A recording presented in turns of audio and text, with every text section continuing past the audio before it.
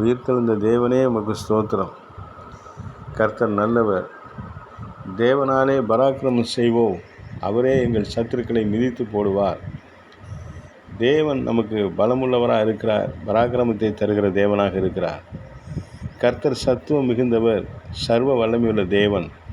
கர்த்தரை நம்பி இருக்கிற பிள்ளைகளுக்கு பலகீனங்களை அவர் மாற்றுகிற பராக்கிரமசாலியாக இருக்கிறார். நம்முடைய வலது பாரிசத்தில் அவர் நின்று நம்மை ஜெயம் கொள்ளுகிற மக்களாக மாற்றுகிறவராக இருக்கிறார்.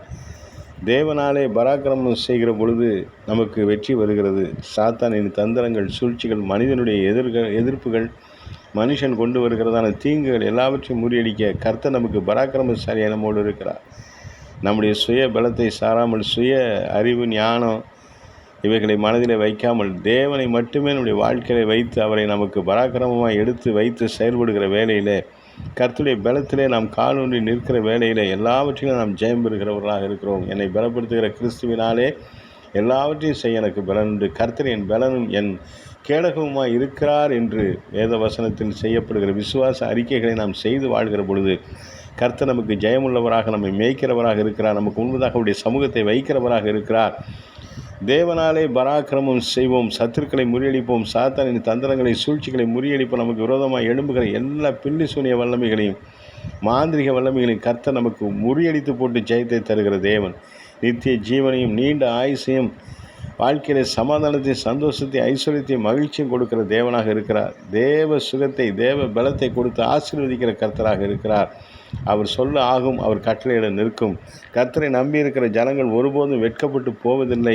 கர்த்தருடைய நாமம் பலத்த துருகமாக இருக்கிறது.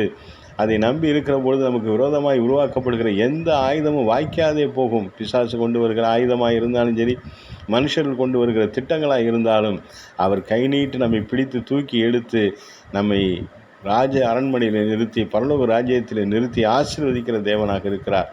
நமக்கு விரோதமாய் உருவாக்கப்படுகிற எந்த ஆயுதமும் வாய்க்காதே போகும். கர்த்தருடைய நாமமே நமக்கு உயர்ந்த அடைக்கலமாக இருக்கிறது. அவரையே பற்றி கொள்வோம். என்னை நேசிக்கிற அன்பின் பிதாவே, இந்த நல்ல வேலைக்காக உமக்கு நாங்கள் நன்றி செலுத்தி துதிக்கிறோம். கர்த்தர் பராக்கிரமசாலியாக இருக்கிறீர். உம்மாலே பராக்கிரமம் செய்ய ஒவ்வொரு மக்களுக்கும் கிருபை செய்வீராக. உம்முடைய நாமத்தில் ஜெயம் பெற உதவி செய்வீராக. உம்முடைய சத்துவத்தையும் வல்லமையும் பிரசன்னத்தையும் மகிமையும் ஆசீர்வாதத்தையும் எங்களுக்கு கட்டளையிட்டு தருவீராக. உடைய பாதத்தில் எங்கள் ஒவ்வொருவரையும் தாழ்த்தி ஒப்புக் கொடுக்கிறோம். உடைய தயவுள்ள கரம் எங்கள் மேல் இருப்பதாக. இயேசு கிறிஸ்துவின் நாமத்தில் செபிக்கிறோம் எங்கள் ஜீவனுள்ள நல்ல பிதாவே. ஆமேன், ஆமேன், ஆமேன். கர்த்தர் உங்களை பாதுகாப்பார். கர்த்தர் உங்களை ஆசீர்வதிப்பார். கர்த்தருடைய கரம் உங்களோடு கூட இருக்கும். கர்த்தருடைய நாமத்திலே நீங்கள் ஜெயம் பெறுவீர்கள். நீங்கள் யாராலும் அசைக்கப்படுவதில்லை. கர்த்தருக்கே ஸ்தோத்திரம். ஆமேன்.